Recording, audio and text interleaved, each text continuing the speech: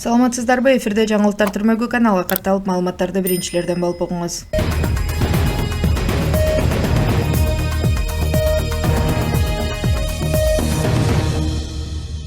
Урматтуу Москва шаарындагы мекендештер, жердештер, эгерде сиздердин документиңиздердин мөөнөтү бүтүп, Москва Казакстан кирди чыкты кылуу үчүн тажрыйбалуу айдоочуларды издеп жаткан болсоңуздар, анда мен сиздерге Бакыт агамды сунуштайм.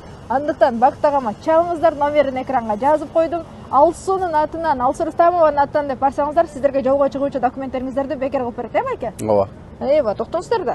Андыктан баарыңыздарга ак жол, аман эсен барып келиңиздер. Мамлекеттик дума мигранттардын таксист болуп иштөөсүнө сынак берүү боюнча мыйзам долбоорун четке какты. Мамлекеттик дума пленардык жыйында чет элдиктерге таксист болуп иштөө үчүн айдоочулук күбөлүк алуу үчүн практикалык айдоочулук сынактан өтүүсүн талап кылган мыйзам долбоорун биринчи окууда четке какты. Мыйзам долбоору 2024-жылдын августунда партиянын лидери Леонид Слуцкий башында турган ЛДПрдин мамлекеттик думанын депутаттарынын тобунун кароосуна парламенттин палатасына киргизилген. Документте белгиленгендей, учурдагы мыйзамдарга ылайык жүргүнчүлөрдү ташуу тармагында иштөөнү каалаган мигранттар экзаменин теориялык бөлүгүн гана тапшырышы керек. Ал эми айдоочулук өнүмдөрү бар болгон улуттук лицензиясынын негизинде тастыкталат. Мыйзам долбоорунда чет элдиктерге теориялык жана практикалык экзамендерди ийгиликтүү тапшыргандан кийин гана Б категориясындагы лицензияларды берүү сунушталган.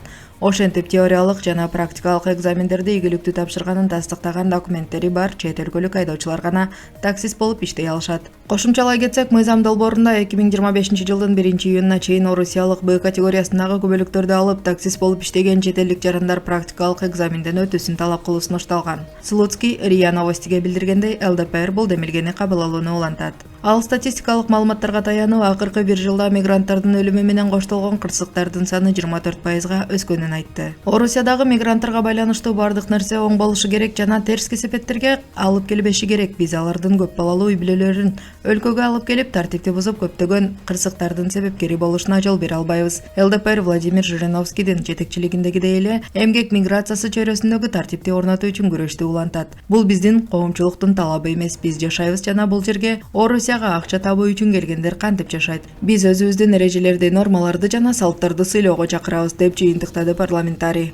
Кабарлар официалдуу МВД Россия сайтынан алынды.